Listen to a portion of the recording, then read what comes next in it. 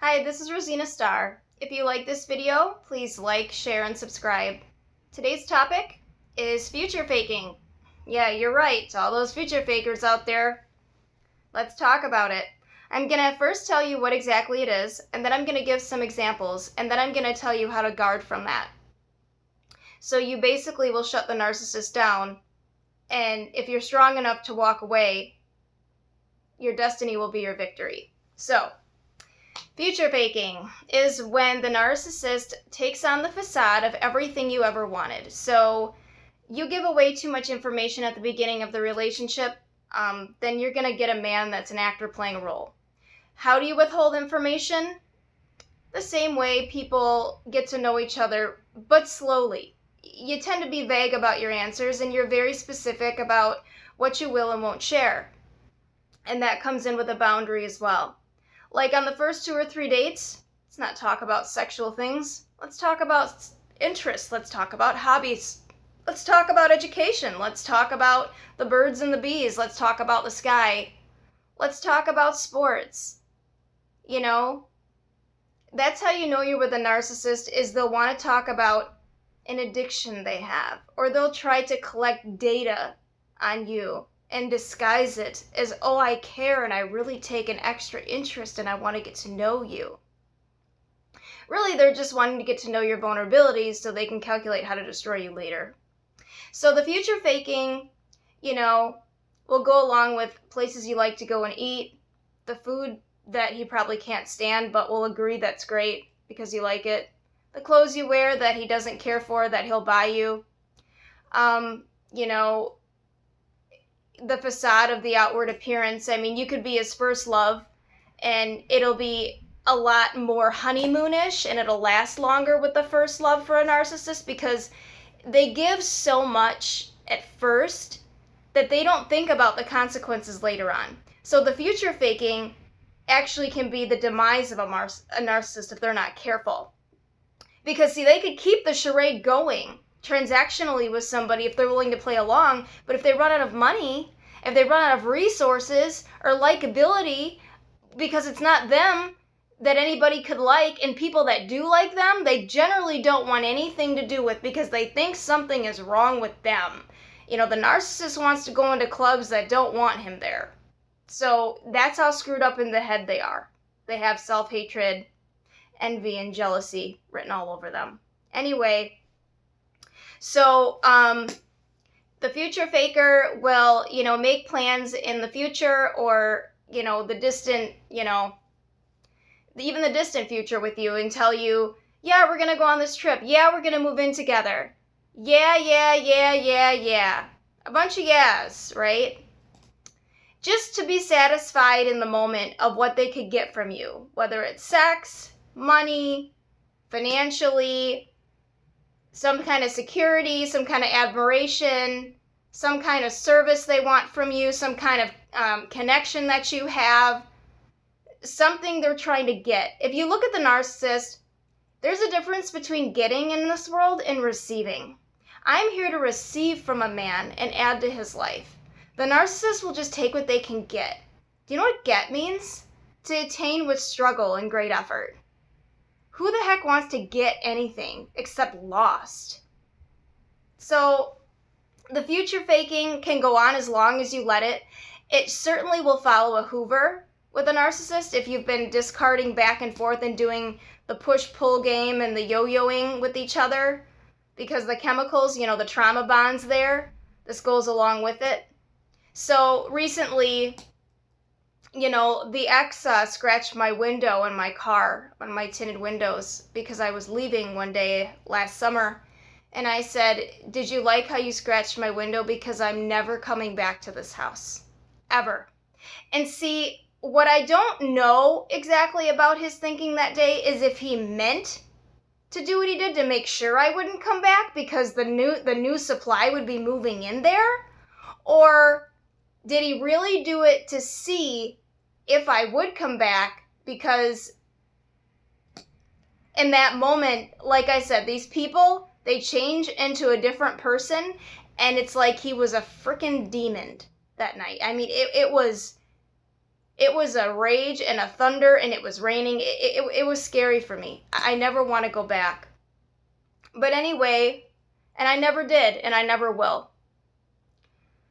So the future faking for me the last time was when I was moving out of my house after I discovered my mom was who she was and he was who he was, listening to narsissist videos, because I had no other thing to do in that house because I was waiting on the closing date and I had no cable, no internet, no friends, no nothing. It was a very lonely time. But I made it. So he actually had me go to his house and clean it up, future faking with me that I could actually move in there and give it another chance, because that's why I moved 10 minutes away from him, as I thought we could build more of a solid foundation if it wasn't so crazy in the house and he would make an extra effort to clean up after himself and actually live like a human being. I mean, this guy was disgusting. I mean, you think that, you know, he looks despicable, but the way he lives is just in filth and shame and just inhabitable. Like, if he had a child that would get taken away. Mouse strippings are in the drawers of a $250,000 house. I mean, you know, the carpets reek like cat vomit and crap. The vacuum smells like liquid feces is in there when you turn it on. I mean, obviously he had a girl live there for a short time because the window's broken, the tiles in the kitchen, the grout has glitter all in it with makeup in it, and, you know, he's had some pretty volatile fights there with whomever, and she had actually moved his new supply from one crappy apartment to Aurora, so that's why he had been going to Aurora. So maybe he let her stay there for a temporary amount of time and get his needs met sexually to use her until he just couldn't anymore. And then he was trying to get me to come back even earlier this year, and I wasn't having it. Now, I made the mistake of letting him in because he said his father was ill. Well, that was just a lie. And he came in here to rob me of my money. He broke a TV we bought in the relationship, which his mom already bought him a brand new TV, and he has a brand new motorcycle or whatever, and everything is paid for, and he rides on her coattails, and he just has an average waiter job, which doesn't pay for much, and he works part-time.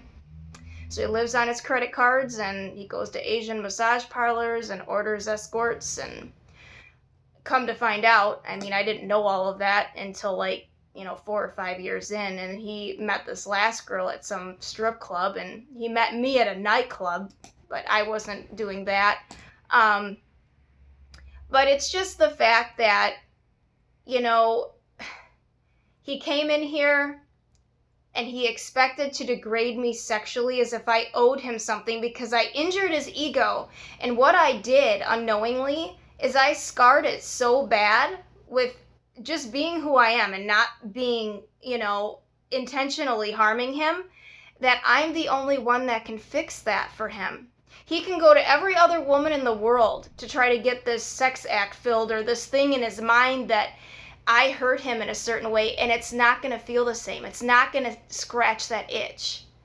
But it's like I have to make up for the damage I did, and he came to collect as the punisher, right? Well, he had always come from somewhere else showing up at my house. And it was so obvious because he would leave evidence of it on him.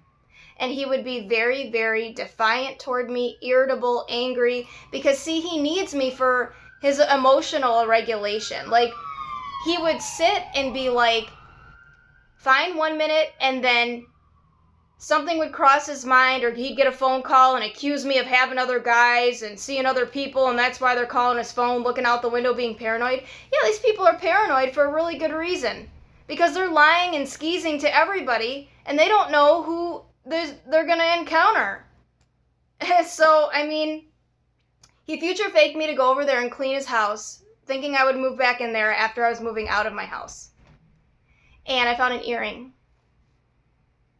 And the window was broken, and I know I didn't break that window. So he'd obviously had somebody over there.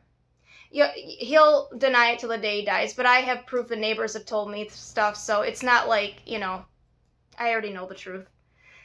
But it's unfortunate that he had to harm me physically and destroy a TV that was perfectly fine. and, emotionally dysregulate me. I had bronchitis for a month or two. And I mean, every time I see this man, I physically get so ill, and I have a lot of upper respiratory infections, and it's just, he totally takes the wind out of my sails, and it takes me days to recover. And sometimes it's getting longer and longer. And if you let them come back with their future faking hoovers, it gets worse and worse. I believe this man will kill somebody someday with his rage. I believe there is something in him that's just plain evil, and it's uncontrollable at times. And I never want to see that person again. But I'm safe now, and I won't make the same mistakes. And this is just an awareness video of future faking. If they don't match their actions, don't trust their words. And so how you can guard against it is, here's what I do with people. I tell people, you know what, if you say you're going to call at 7 o'clock and you don't, and I don't hear from you before then telling me that you're not calling, I don't even want to talk to you anymore from a dating site or whoever. If I don't know you, I just delete you and I block you. And if you try to come back, I'm going to say, excuse me, who are you again? Why do I need to know you? I probably don't. That's a boundary. If you can't do what you say from the beginning, why would I trust you going forward? Why? That makes no sense to anybody. Ladies, wake up. So if the man, oh, I'm busy, oh, and they have excuses, don't even listen. Who cares? There's so many people out there. Why settle? So, and another boundary is, if you have something at somebody's house and you left it there, say, you know what, how about you leave it outside on Friday? How about 7 o'clock? I'll come by and pick it up. They should have more than enough time to do that and be happy that you were so accommodating that you don't have to really cause a problem or even deal with them if you don't want to. You just kind of have the situation to your favor and make timelines with things. Like, if someone wants to make plans with me and they're like, I don't know, not sure yet, maybe, I don't know, I can't tell you because I don't know. Defensive right away. Wow. Okay, so I'll just say, you know what, if I don't hear from you by 7 o'clock Friday, and it's like Wednesday night, I'll just assume we're not going to have any plans. And if they don't read that message, if they're going to act like they didn't receive it, if they're going to act like it's your fault when things don't go, that's on purpose. If your message is sent, it was received. And if it'll say received, you know that he received it. Because I had a guy do that to me on my birthday. Oh, well, I didn't get the message and you were supposed to be here. No. You're trying to gaslight me, and you're trying to make me feel bad and question my self-doubt, and that's not happening here. So you really have to know what's right and wrong and how things really are, rather than trying to pay attention to these guys that are trying to rewire your brain to try to make you think that something is really, wrong, that you've done wrong, when really you're just setting a boundary there. Like, if I say I don't want to talk about superficial things, I don't want to talk about them. I don't want to hear about how hot I am or compliments, because they don't do anything for me. I don't want a video chat because it doesn't do anything for me. How about you have an intellectual conversation with me? How about we talk about, things we have common interests with? I mean, everybody's just so superficial. It is just such a turnoff, So I just tell people right away, if they don't like it, their opinion never paid my bills. There'll be people that will, but you have to raise your vibration. We'll talk about that next video. Thanks for listening. This is Rosina Starr.